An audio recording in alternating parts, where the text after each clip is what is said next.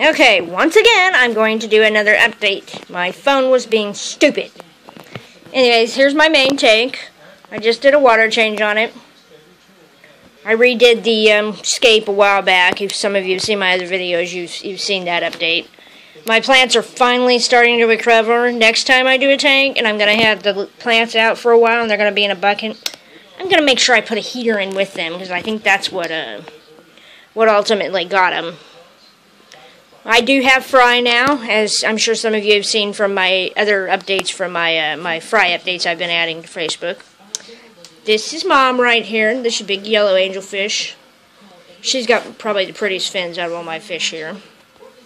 And this right here is the father. He's a koi. I'm hoping these babies will have lots of color. And here's one of my big veils that I was hoping would mate. That's my other veil. And this is my regular finch, white with black, yellow on his face and some black stripes. They're all doing really good. I just spent like 20 minutes earlier picking the black rocks out of these white rocks because I'm a little OCD.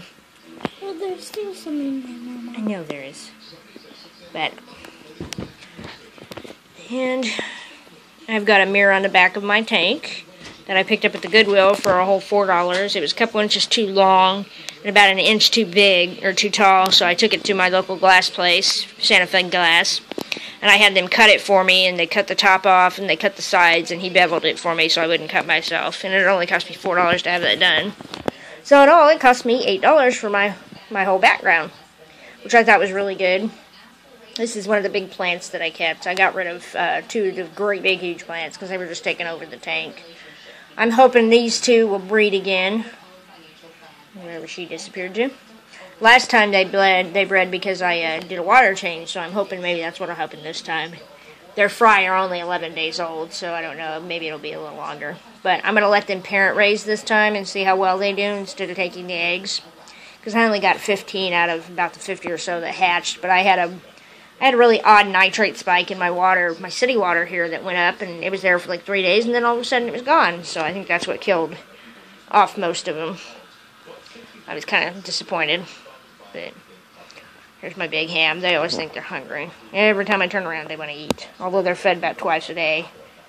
I feed them bloodworms, flake food, and in the summertime, I actually feed them mosquito larvae from, buckets, or if the kid pools gets it in, I fish them out and feed him, and oh my god, they love it. It doesn't even last, but maybe a couple seconds.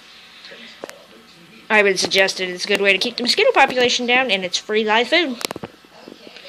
Somebody nipped his fin. I think it was this beta, and if that's the case, this beta will have to probably go, because he's just getting way aggressive. I don't know what his deal is lately. He's been really, really aggressive where he wasn't before. So this is the tank, and I will swing over here and give you a look at the babies. Here's the baby tank, and as you can see,